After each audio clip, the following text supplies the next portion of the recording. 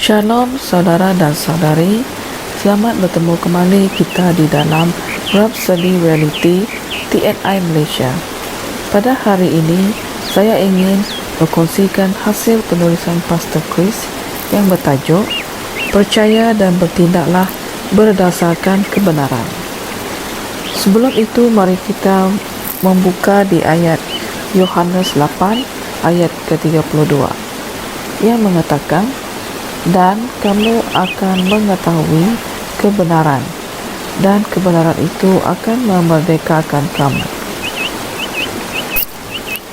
Pada suatu hari, seorang lelaki yang telah disahkan menghidapi tuberkulosis datang menemui saya. Dia mengalami sakit dada dan batuknya berdarah. Keadaannya agak teruk. Dia mengeluarkan beberapa dokumen perubatannya dan menunjukkannya kepada saya. Kemudian saya berkata kepadanya, "Adakah kamu percaya Kristus hidup di dalam dirimu?" Dia menjawab, "Ya." Jadi saya berkata, "Ini berarti kamu tidak boleh mempunyai tuberkulosis, kerana kehidupan Kristus yang ada di dalam dirimu tidak menerima kesakitan, penyakit atau apa jua bentuk jangkitan." Apabila dia berjumpa dengan para doktornya kembali, mereka mengesahkan bahawa keputusan tuberkulosisnya adalah negatif. Haleluya! Lelaki itu benar-benar merasa kagum. Tetapi persoalannya adalah, mengapa orang jatuh sakit atau mati akibat penyakit? Ini kerana mereka tidak mengenali Yesus. Mereka tidak mengetahui kebenarannya. Bagaimana pula dengan orang yang telah mendengar Injil kebenaran mengenai kesihatan ilahi, tetapi mereka masih jatuh sakit atau mati akibat penyakit? Ia menunjukkan bahawa mereka tidak benar-benar mempercayai apa yang mereka telah dengar. Apabila kamu mempercayainya, ia akan mengubah hidupmu.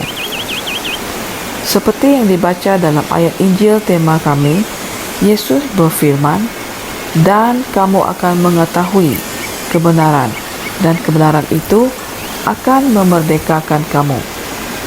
Yesus tidak pernah berbohong kepada sesiapa. Tidak pernah. Apabila kamu berkata, "Saya menghadapi tuberkulosis," contohnya, bagaimana kamu tahu? Kemungkinan kamu merasai tanda-tanda dan simptom-simptom seperti batuk yang berlarutan selama berhari-hari, batuk berdarah atau batuk berlendir, sakit dada dan lain-lain. Semua ini membuatkan kamu percaya bahawa kamu menghidapi tuberkulosis.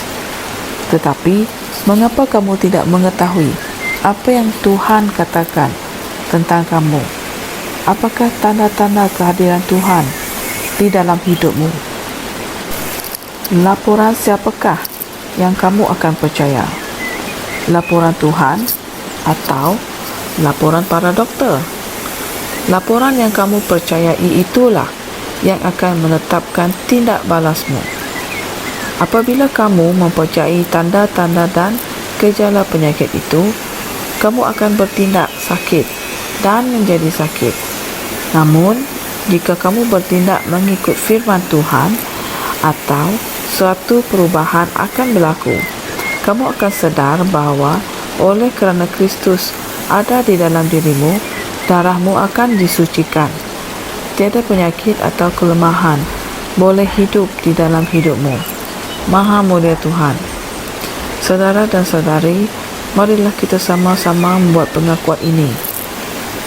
Aku telah menerima sebuah kehidupan yang tidak dapat dibinasakan, yang lebih tinggi daripada kehidupan manusia biasa. Kehidupan baruku datang dari firman Tuhan, dan kehidupan itu tidak tercemar. Ia kekal selama-lamanya, kerana Roh Kudus yang berjalan ulang-alik di dalam tubuhku memenuhinya dengan kehidupan ilahi yang menghancurkan setiap kelemahan dari tubuhku. Kehidupan lama yang tunduk kepada penyakit telah digantikan dengan kehidupan Tuhan. Aku mempercayai kebenaran ini dan aku hidup berdasarkannya. Maha mulia Tuhan. Untuk renungan, saudara dan saudari boleh merujuk di ayat Yesaya 53 ayat 1, 1 Petrus 1 ayat 23 dan juga Roma 8 ayat 10 sehingga 11. Sehingga kita berjumpa lagi di masa akan datang. Terima kasih kerana mendengar. Tuhan memberkati. Kami percaya saudara-saudari semua telah diberkati dengan perkongsian firman dari Rhapsody Reality. Bagi sesiapa yang ingin menjadikan Yesus Kristus sebagai Tuhan dalam kehidupanmu, kamu boleh mengucapkan doa ini bersama dengan saya. Ya Tuhan Allah, aku mempercayai Yesus Kristus, Anak Allah yang hidup dengan sepenuh hatiku. Aku percaya Dia telah mati untukku dan Allah telah membangkitkan Dia dari kematian. Aku percaya Dia hidup hari ini. Aku mengaku dengan mulutku bahawa Yesus Kristus adalah Tuhan dalam hidupku mulai dari hari ini. Melalui Dia dan di dalam nama-Nya, aku mempunyai kehidupan yang kekal. Aku telah dilahirkan semula. Terima kasih Allah kerana menyelamatkan jiwaku. Aku sekarang adalah anak Allah. Haleluya. Tahniah, sekarang kamu telah menjadi anak Allah. Untuk apa-apa sebarang pertanyaan atau untuk mendapatkan lebih banyak maklumat mengenai bagaimana untuk bertumbuh sebagai seorang Kristian, anda semua boleh hantar mesej di akaun Facebook kami atau email kami di tni.msia@gmail.com. Sekali lagi, tni.msia@gmail.com. Tuhan berkati anda semua.